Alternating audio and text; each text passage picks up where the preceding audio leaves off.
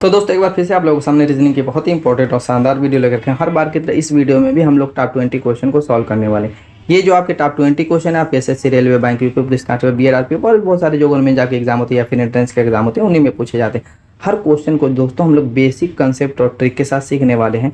तो चलिए देरी न करते स्टार्ट करते अपने पहले क्वेश्चन से। पहला क्वेश्चन नंबर एनोलॉजी का क्वेश्चन है। क्या करें, निम्नलिखित विकल्पों में संबंधित संख्या को चुनिए। इसके कहने का मतलब ये है कि जिस तरीके से पहली संख्या का संबंध दूसरी से वैसे तीसरी संख्या का संबंध चौथी से कैसे होगा। तो हमें इन दोनों में लॉजिक ढूंढनी है कि 96 से 225 कैसे बना या 225 से 96 कैसे बना। आप आगे से भी लॉजिक ढूंढ सकते हैं, पीछे से भी। तो चलिए स्टार्ट करते हैं। यहाँ पर देखिए 96 से 225 आप कैसे बना सकते हैं। उसके लिए अगर हम देखें 96 में किसी संख्या का गुणा करके, जैसे 96 चौको या 5 से अगर गुणा करते हैं 5 6 30 हो जाएगा, 5 9 45 बहुत ज़्यादा हो रहा है। तो अगर 2 से करें तो भी नहीं होगा, 3 से करें नहीं होगा, 225 नहीं आने वाला। तो इसके अलावा एक और तरीका है कि इनके अंकों को हम जोड़ देते हैं। जैसे 96 है, इनके दोनों अंकों को जोड़ देते हैं और 9 और 6 को, एक तरीका ये भी है। तो इस तरीके से अगर देखते हैं दोनों अंकों को जोड़ने पर 15 आएगा। अब 15 से 225 बनाना तो चुटकियों का काम है।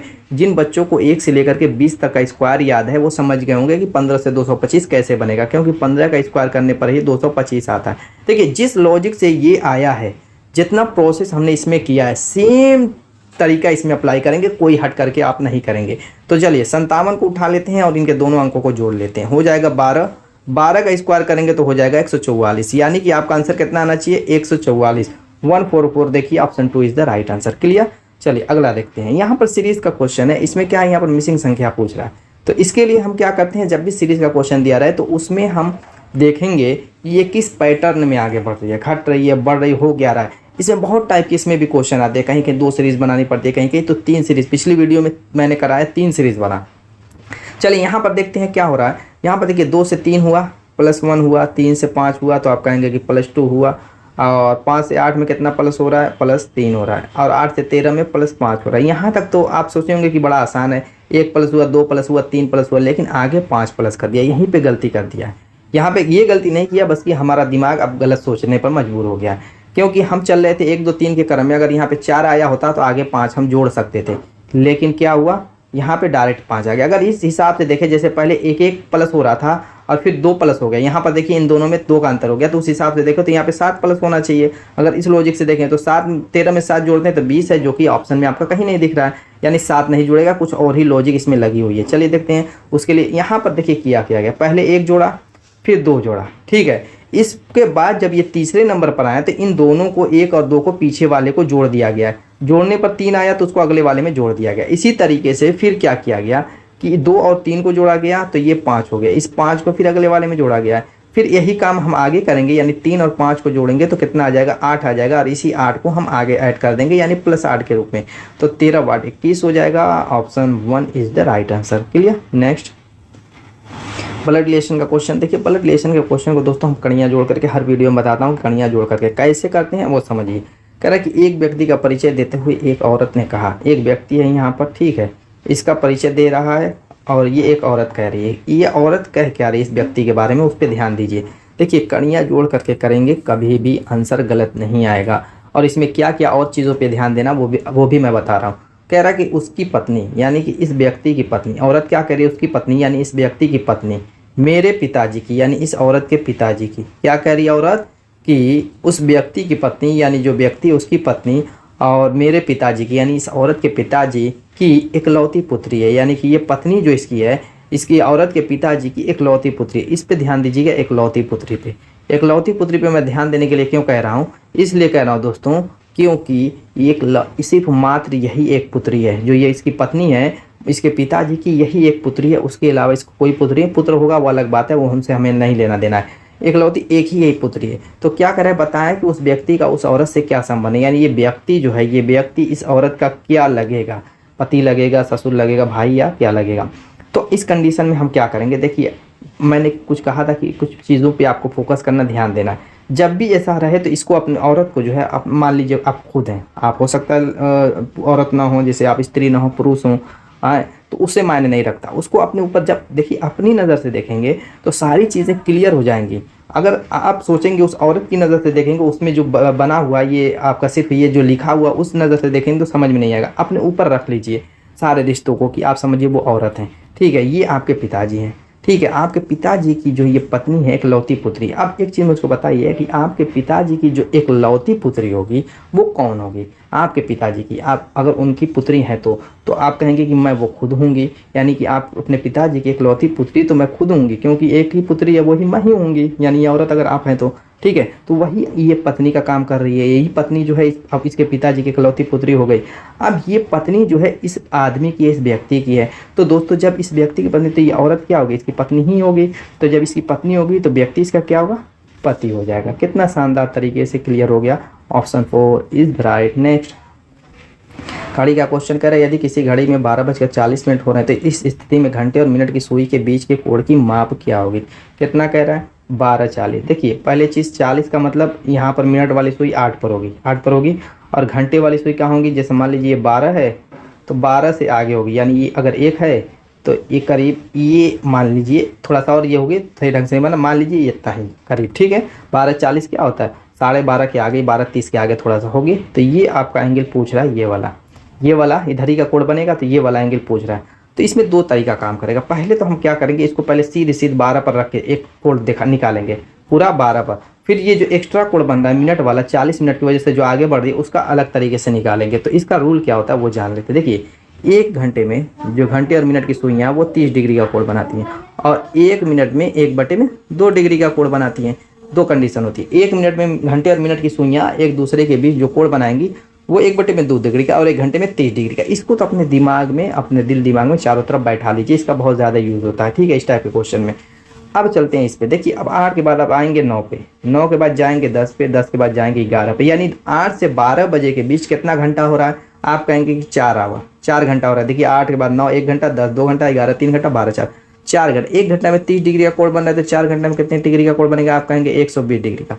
ये जो कोण निकला एकदम 12 पर अगर सुई होगी, 12 पर घंटे वाली सुई होगी तब 120 डिग्री का कोण बनेगा। लेकिन दोस्तों जब 12:40 होगा तो ये घंटे वाली सुई तो आगे बढ़ गई है, जी आगे बढ़िए इतना कोण एक्स्ट्रा बढ़ जाएगा, यानी कि अल्फा डिग्री मान लेते बढ़ जाएगा। वो अल्फा डिग्री का मान कैसे निकलेगा? जैसे इस कोण का मान, जैसे ये 12 है, ये 1 था, ये वाले कोण का मान। अब ये जो एक्स्ट्रा कोण बना है उसका मान हम मिनट वाले से निकालेंगे। जो 40 मिनट, 12 बजकर तो पूरा निकल गया, 12 बजकर वाला। अब 40 मिनट वाला कोण निकालने के लिए जैसे 1 मिनट में 1/2 डिग्री का कोण बनता है, ठीक है, 1 मिनट में 1/2 डिग्री का कोण बनता है। तो 40 मिनट में 40 से गुणा कर देंगे तो 2 से काटेंगे 20 बार जाएगा, यानी कि अल्फा का मान आ चुका है, यानी 120 डिग्री प्लस अल्फा की जगह 20 डिग्री लिख देंगे, आपका आंसर आ जाएगा 140 डिग्री। कहीं कहीं ये 20 डिग्री हमने जोड़ा, घटाना भी पड़ जाएगा, उस तरीके का भी टाइम दिखाएगा। तो उस टाइप के भी क्वेश्चन मैं अपनी पिछली वीडियो में कराऊँ, जा करके वॉच कर लीजिएगा, कहाँ घटाना पड़ता है कहाँ जोड़ना पड़ता है। घड़ी की सुइयाँ उस स्थिति में रहेंगी तो घटाएंगे, और जो ये कंडीशन बन रही है वहाँ पे जोड़ेंगे। तो सारी चीज़ें क्लियर हो गई। Option 3 is the right. चलिए नेक्स्ट देखते हैं।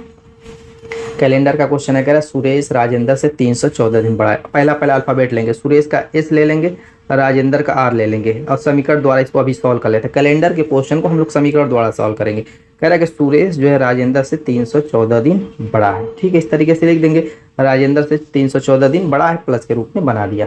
आगे कह रहा है और कमला सुरेश से 70 सप्ताह बड़ी है। कमला को के ले लेंगे, कह रहा है कि सुरेश से 70 सप्ताह को हम दिन में चेंज कर लेते हैं, क्योंकि ऊपर 314 दिन दिया हुआ है, 70 सप्ताह है, दोनों को एक रखिए ना, तो 70 सप्ताह को चेंज करेंगे, सप्ताह में 7 दिन होता है, 7 से गुणा करेंगे 490 हो जाएगा, तो ये 490 हो जाएगा। आगे देखिए क्या कह रहा है कि यदि कमला का जन्म बुधवार को हुआ था तो राजेंद्र का जन्म किस दिन हुआ था?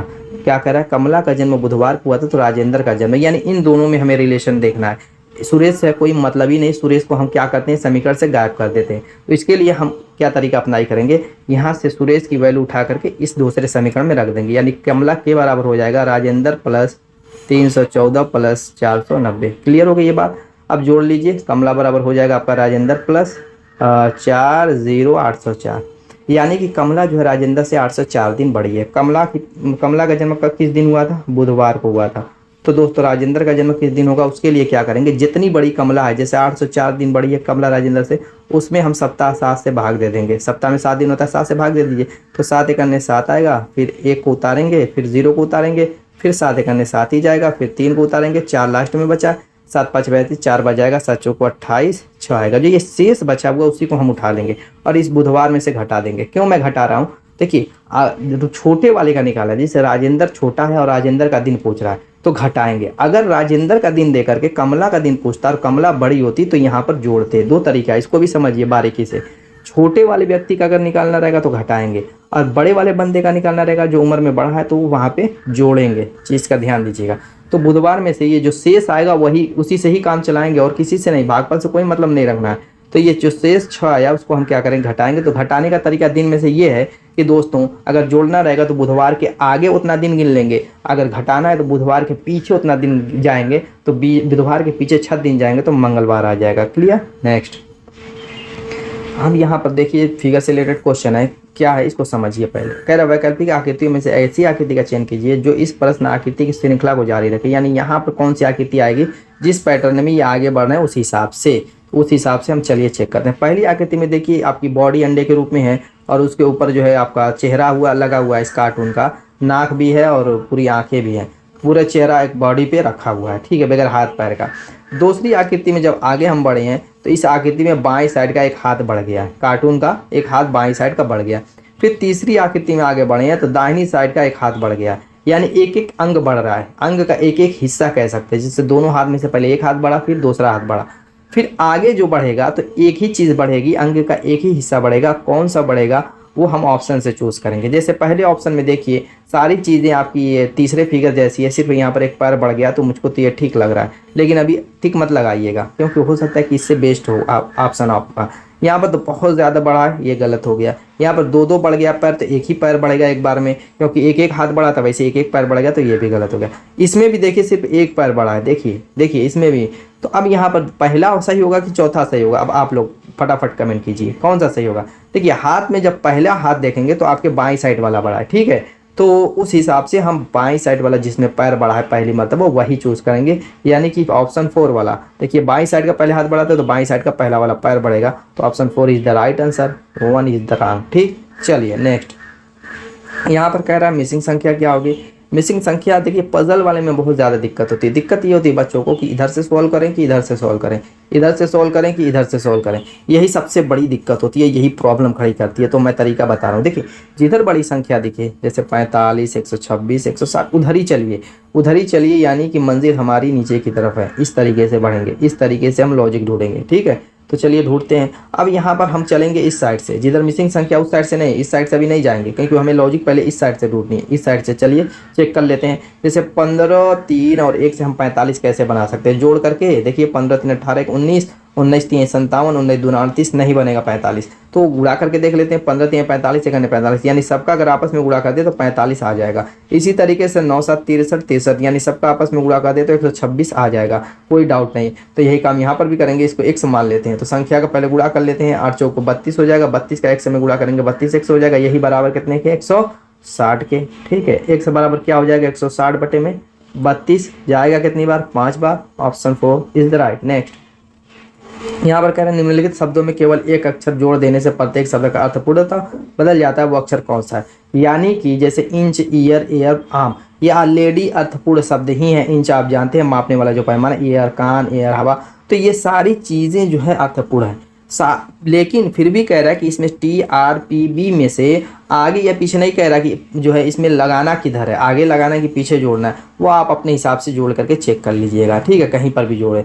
लेकिन अर्थपूर्ण शब्द फिर बनना चाहिए, चारों का चारों एक ही निकाल कर। जैसे मैं टी को जोड़ता हूँ यहाँ पर टींच, तो टींच का कोई मतलब निकलेगा, कतई नहीं निकलेगा, तो टी को हम नहीं लेंगे।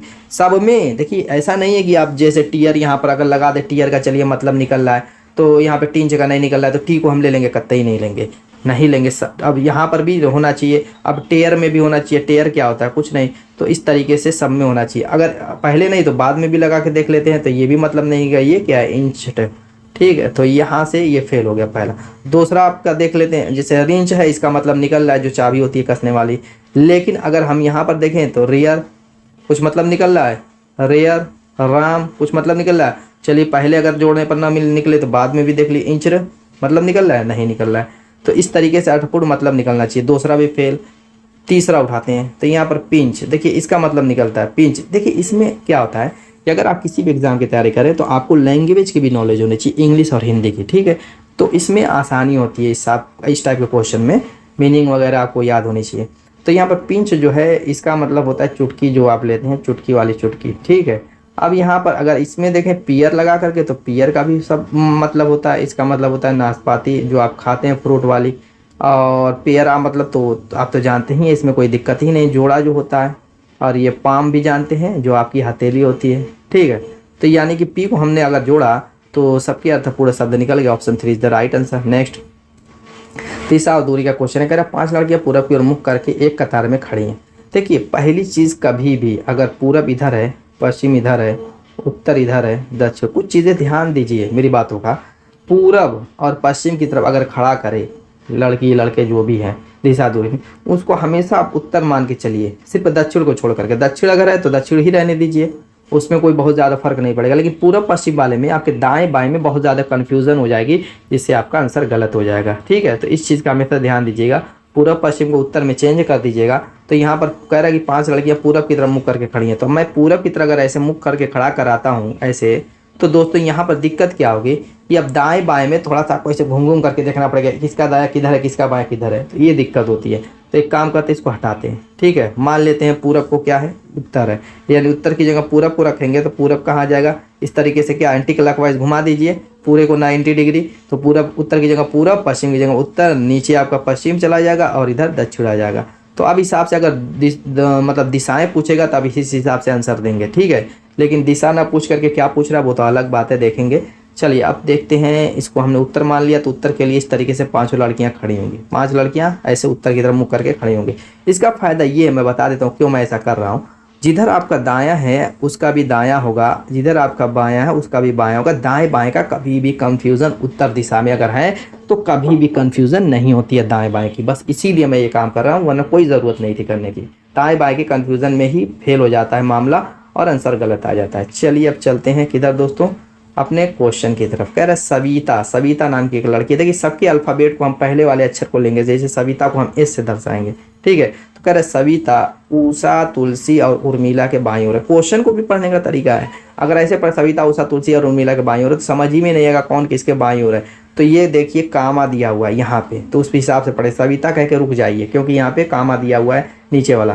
तो सविता जो है, सविता को क्या कह रहा है कि उषा तुलसी और उर्मिला के बाईं ओर है। सविता को कह रहा है कि उषा तुलसी उर्मिला। देखिए उषा को मैंने यू से लिया, तुलसी को टी से, उर्मिला को यू आर लिया, क्योंकि 2 यू होता तो कंफ्यूज में पड़ जाते कौन सी उषा कौन सी उर्मिला है। अब यू आर है तो उर्मिला समझ में आ रहा है। कह रहा है कि इन तीनों के बाईं ओर सविता है। तो अब देखिए बायां जिधर था मैंने उधर सविता को रखा इन तीनों के, तो सब बात समझ में आ गई। आगे आगे कह रहा है उषा तुलसी और उर्मिला, यहाँ पर डायरेक्ट तीनों पढ़ना क्योंकि ये कोई ऐसा कामा नहीं दिया हुआ। कह रहा है उषा तुलसी और उर्मिला कुमुद, देखिए कुमुद को बंद किया कामा में, कुमुद के बाईं ओर हैं। कह रहा है कि ये तीनों के तीनों उषा तुलसी उर्मिला कुमुद के बाईं ओर, अगर मैं कुमुद को इधर बनाऊंगा तभी इसके बाईं ओर ये तीनों होंगी।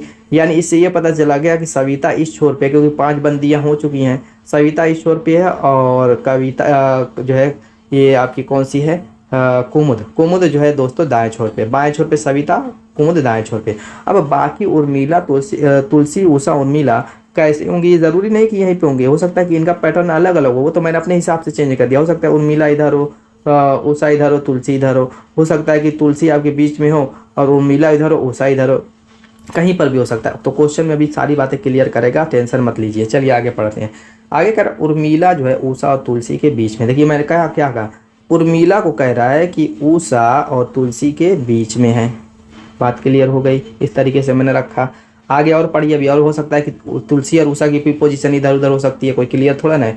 आगे कह रहे यदि तुलसी बाईं ओर से चौथे स्थान पर है, तुलसी को क्या कह रहा है कि बाएं ओर से, बायां इधर है, बाएं से गिनिए क्या तुलसी चौथे स्थान पर है, तुलसी के चौथे स्थान पर देखिए तो 1 2 3 4 बिल्कुल सही है, हमने सेट किया, यानी उर्मिला तुलसी की पोजीशन बिल्कुल सही है, वो सेट हो गई। अगर तुलसी इधर होती उर्मिला इधर सेट की होती तो इधर उधर करना पड़ता, लेकिन सेट हो गई है, कोई दिक्कत नहीं है। तो कह रहा है कि तो उषा दाईं ओर से किस स्थान पर है, तो क्या कह रहा है उषा, क्या कह रहा है उषा दाईं ओर से, यानी इधर से कह रहा है ये उषा यू के किस स्थान पे, तो यहाँ पर देखिए 1 2 3 4 चौथे स्थान पर है। Option 4 is the right answer. कितनी शानदार तरीके से, क्योंकि आराम से क्वेश्चन को पढ़िए, प्रैक्टिस ज़्यादा से ज़्यादा कीजिए, चुटकियों में आप एग्जाम में बैठे तो धुआं धुआं कर दीजिए। नेक्स्ट यहाँ पर दोस्तों क्या दिशा दूरी का क्वेश्चन है। दिशा दूरी में 8 दिशाओं के बारे में जानेंगे। 4 दिशाएं तो अभी मैं पीछे बता चुका हूँ, पूरब पश्चिम दक्षिण उत्तर, लेकिन 4 दिशाएं इनके बीच वाली, जैसे उत्तर पूरब के बीच की दिशा को उत्तर पूरब, ठीक है। दक्षिण पूरब के बीच की दिशा को दक्षिण पूरब, दक्षिण पश्चिम के बीच की दिशा को दक्षिण पश्चिम, उत्तर पश्चिम के बीच की दिशा को उत्तर पश्चिम कहते हैं। अब इसी पे हमारा क्वेश्चन खत्म होगा। कैसे?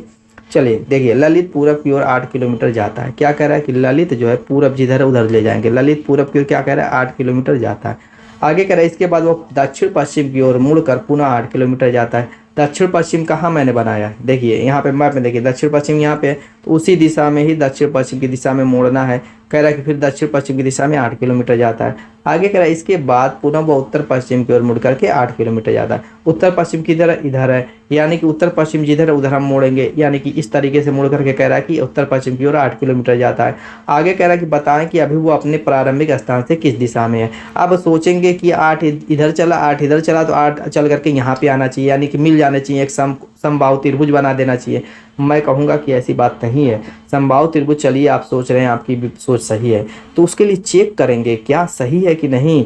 क्या दोस्तों ये समकोण त्रिभुज बन रहा है? यहाँ पे समकोण, क्योंकि उत्तर पश्चिम और दक्षिण पश्चिम दो दिशाओं के बीच हमेशा समकोण ये त्रिभुज बनेगा। समकोण ही 90 डिग्री का एंगल बनेगा। एक चीज़ हमेशा ध्यान दीजिएगा, दो दिशाओं के बीच पूरी अगर दिशा है रोटेट कर रहे हैं तो वहाँ पे 90 डिग्री का कोण बनता है। आप देखिए दक्षिण पश्चिम में गए, फिर उसके बाद उत्तर पश्चिम में गए, तो इस कंडीशन में ये 90 डिग्री का कोण बनेगा। ठीक है, ये नहीं बनेगा। ये भी आप दिशा में घूमे हैं, लेकिन ये 45 डिग्री का कोण बनेगा। क्यों? क्योंकि आप जो है पूरब की दिशा में थे और उसके बाद उसके बीच में से आधी दिशा में दक्षिण पश्चिम, अगर पूरब से अगर दक्षिण दिशा में घूमते तब 90 डिग्री का कोण बनता, लेकिन दक्षिण पश्चिम में चले गए तो वहाँ पे 45 डिग्री का कोण बन जाएगा। तो ये सारी चीज़ों की नॉलेज होनी चाहिए, तब आपका आंसर सही आएगा, वरना कंफ्यूज में पड़ जाएंगे कि ये सही है या जो मैंने बनाया वो सही है। चलिए अब चेक कर लेते हैं। यहाँ पर समकोण जब त्रिभुज है दोस्तों, तो ये जो आपका होगा कड़ का काम करेगा। कड़ का काम करेगा तो पाइथागोरस पर में लगा दीजिए। कड़ बराबर क्या होता है? अंडर रूट लंबा का वर्ग प्लस आधार का वर्ग, दोनों 8 ही 8 है, यानी दोनों का वर्ग कर लीजिए। 8 64 8 64 अंडर रूट 128 हो जाएगा।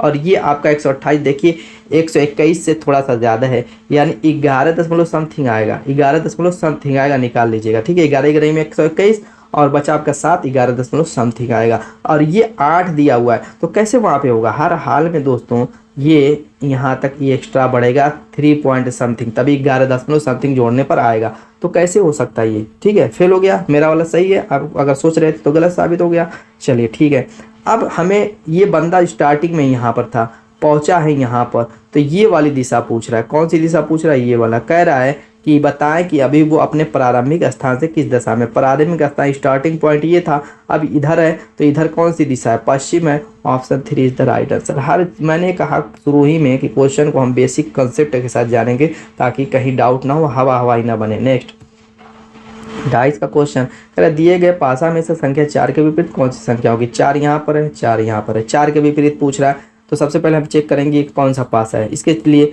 2 पासे होते हैं, मानक पासा, सामान्य पासा। तो इसके लिए तरीका ये है कि 2 फेस का योग जोड़ेंगे। जैसे 4 1 5 होता है, तो ये आपका किन्हीं भी 2 फेसों का योग 7 आ गया, तो दोस्तों वो क्या होगा? मानक पासा नहीं होगा। तो देखिए 4 1 5 आया, चलिए 7 नहीं आया, लेकिन यहाँ पर देखिए 6 1 7 आ गया, तो ये मानक पासा नहीं होगा। 7 नहीं आना चाहिए, मानक पासा के रूल कहता है। 7 आ गया तो इसका मतलब ये सामान्य पासा है। सामान्य पासा के बहुत सारे तरीके। पहला रूल ये कहता है कि दोस्तों पहले तो जो जिसके विपरीत पूछे वो दोनों में कॉमन नहीं होना चाहिए, लेकिन यहाँ पे दोनों में 4 4 कॉमन आ गया, 4 के विपरीत पूछ रहा है। अगर यहाँ पे 3 होता तो हम कैसे निकालते? उसके लिए जो उसके अलावा जो कॉमन है वहाँ से क्लॉकवाइज वाला रूल लगाते, लेकिन यहाँ पर तो चूँकि 4 कॉमन हो गया तो ये क्लॉकवाइज वाला रूल हम फेल करेंगे। फेल करके फिर दूसरा रूल, बहुत तरीके होते हैं, एक तरीका थोड़ा होता है इसको सॉल्व करने का। और तो दूसरा तरीका ये है कि जैसे यहाँ पे 4 है तो इसके बगल में 1 और 6 है, 1 और 6, तो 4 के विपरीत 1 6 तो आएगा नहीं, उसी के विपरीत पूछ रहा था। तो अब दोस्तों यहाँ पर भी 4 देखिए, 1 और 5 है, 1 लिख चुके हैं, 5 भी नहीं आएगा 4 के विपरीत, तो ऑप्शन से अब चेक करेंगे। 5 दिया हुआ है तो क्या इसके 4 के विपरीत होगा? नहीं होगा। 6 5 भी नहीं होगा, 1 5 भी नहीं होगा, तो बच्चा 2 या 3 में से कोई होगा। किसके विपरीत? 4 के विपरीत। Answer C is the right. Next, अब यहाँ पर आपका वेन डायग्राम का क्वेश्चन है। देखिए कह रहा है कि मंत्री, किसान, इंजीनियर 3 ठो नाम है, तीनों को हम सर्किल के रूप में से दर्शाएंगे। एक को मंत्री म ले लेंगे, एक को किसान क ले लेंगे, एक को इंजीनियर ई ले लेंगे। अब हम देखेंगे ये कि मंत्री किसान में क्या संबंध है, किसान इंजीनियर में संबंध क्या है, और मंत्री इंजीनियर में, यानी तीनों में संबंध एक दूसरे का देखेंगे, उस हिसाब से डायग्राम डेवलप करेंगे। चलिए फटाफट बना लेते हैं। अब यहाँ पर देखिए पहले मंत्री किसान को ले लेते हैं। मंत्री और किसान, क्या मंत्री किसान होते हैं? कुछ मंत्री किसान होते हैं, कुछ किसान मंत्री भी होते हैं। ये आपको भी पता है, किसान क्या इलेक्शन लड़ता है, जीत नहीं जाता मंत्री? बहुत ऐसे हैं मंत्री जो किसान हैं, जो किसान थे मंत्री बन गए, दोनों चीज़ें हैं। तो यहाँ पर हम क्या करेंगे, जैसे ये किसान मैंने क ले लिया तो इस तरीके से थोड़ा लेंगे, सब नहीं है थोड़े हैं तो थोड़ा वाला ही काम करेंगे। यहाँ पर किसान और मंत्री को आपस में इस तरीके से थोड़ा सा मिला देंगे, कुछ मंत्री किसान होते हैं, कुछ किसान मंत्री। इसी तरीके से इंजीनियर की बात होती है तो क्या कुछ मंत्री इंजीनियर नहीं होते? बिल्कुल होते हैं, इसमें कोई डाउट नहीं है, ठीक है। इसी तरीके से किसान भी इंजीनियर होते हैं, तो इंजीनियर किसान, किसान मंत्री। कुछ होते हैं, बहुत नहीं होते हैं, आपको भी पता है। तो कुछ जब होते हैं तो इसको भी हम क्या करेंगे, इस तरीके से ले लेंगे, यानी कि सब में एक दूसरे से क्या जो है छल्ला इस तरीके से घूम जाएगा, क्योंकि सब के सब एक दूसरे से थोड़ा सा थोड़ा थोड़ा क्या है, लिंक है। तो option B is the right answer. समझ में आ गया? नेक्स्ट कह रहा नीचे दिए गए विकल्पों में से संबंधित शब्द को चुनिए। किडनी का संबंध कैसे नेफ्रोलॉजी से, मिट्टी का संबंध किससे? तो क्या मतलब किडनी और नेफ्रोलॉजी, यानी किडनी का जो अध्ययन किया जाता है वो नेफ्रोलॉजी के माध्यम से किया जाता है, वैसे मिट्टी का अध्ययन किसके माध्यम से किया जाता है? चलिए एक एक को जानते हैं। जैसे एस्ट्रोलॉजी जो दिया हुआ है तो थोड़ा समझ लीजिए यहाँ पर, इसके माध्यम से हम तारे और ग्रह का अध्ययन करते हैं, ठीक है, यानी आकाशगंगा जो है। आगे हिमेटोलॉजी, इसके जरिए हम रक्त से संबंधित अध्ययन करते हैं। ओलॉजी जो होता है सूक्ष्म जीवों से संबंधित अध्ययन कराता है, यानी जैसे एलोलॉजी आता है, एलोलॉजी, तो ये जो होता है एलोलॉजी, ये जैसे शैवाल वगैरह का अध्ययन इसके माध्यम से किया जाता है। अब यहाँ पर पेडोलॉजी, ये मृदा का अध्ययन इसके द्वारा किया जाता है, मृदा का अध्ययन जो है पेडोलॉजी के माध्यम से किया जाता है। तो ये मृदा क्या होती है? मिट्टी होती है, मिट्टी को ही मृदा कहा जाता है। तो वही पूछ रहा था, मिट्टी का अध्ययन किसके माध्यम से किया जाता है? तो पेडोलॉजी के माध्यम से किया जाता है। अगला यहाँ पर गणितीय संक्रिया क्वेश्चन कर, यदि गुणे का अर्थ माइनस, प्लस का अर्थ गुणा है तो निम्नलिखित व्यंजन का मान क्या होगा? देखिए जो संख्या है, अंक है, उसको उतार लेंगे 6। अब प्लस आ गया, जिसको बदलने के लिए कह रहा प्लस को गुणे में बदल दीजिए, तो गुणे में बदल दीजिए। ब्रैकेट है, ब्रैकेट लगाएंगे, 3 को भी उतारेंगे। अब चिन्ह फिर आ गया गुणा, गुणे को कह रहा है माइनस में चेंज कीजिए, माइनस में चेंज कीजिए, संख्या को उतारिए, ब्रैकेट बंद कीजिए। जिसको चेंज करना नहीं है उसको सेम टू सेम उतारते जाएंगे। बाकी प्लस फिर आ गया, प्लस को कह रहा है गुणे में चेंज कर दीजिए, 5 को उतार लीजिए। अब बोर्ड मास लगाएंगे, बोर्ड मास कहता है पहले ब्रैकेट को सॉल्व कीजिए, तो 6 गुणे बनाएंगे।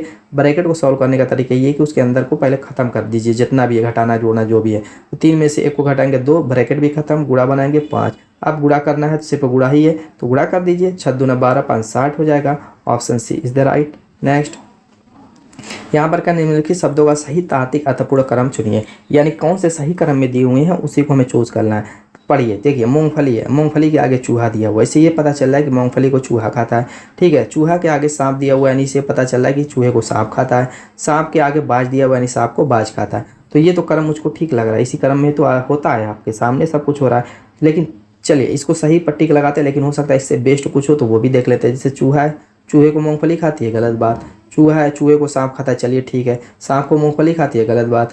बाज है, बाज को सांप खाता है, गलत बात। तो option 1 is the right. Next यहाँ पर दोस्तों कोडिंग डिकोडिंग का क्वेश्चन है। कर यदि बैट को 787, मास्टर को इतना लिखा जाता है तो उसी कोड भाषा में जू को क्या लिखा जाएगा? यानी किसी कोड भाषा में 787 बैट को लिखा गया और उसी कोड भाषा में मास्टर को भी ये लिखा गया, और सेम कोड भाषा में लिखना है, भाई अलग थलग नहीं लगाना है। तो उसके लिए हम देखेंगे कि बैट को आखिर किस कोड भाषा में 787 लिखा गया है, लॉजिक ढूंढिए। तो इसमें हमें ज़रूरत पड़ेगी A to Z 1 से 26 लेकर के नंबर की, सीरियल क्रम वाले नंबर की, उल्टे क्रम वाले भी नंबर की, जैसे A का उल्टा Z है, आपका B का उल्टा Y है, C का X है, इस तरीके से। तो चलिए यहाँ पर अगर हम देखें तो B दूसरे स्थान पर, A पहले पे, T 20 पे है। आ रहा है कितना? 787 दिया, कितना है? 787, आ रहा है 2120। मामला तो सही नहीं लग रहा। चलिए उल्टे क्रम वाला लिख के देख लेते हैं। जैसे B का उल्टा Y, B का उल्टा Y, A का उल्टा Z, T का उल्टा दोस्तों आपका क्या होता है?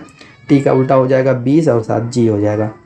अब यहाँ पर देखिए Y का अगर मान रखें 25 होता है, Z का 26 होता है, G का 7 होता है, लेकिन तब भी नहीं आ रहा है। आना चाहिए कितना? 787। चलिए कोई बात नहीं, लाते हैं।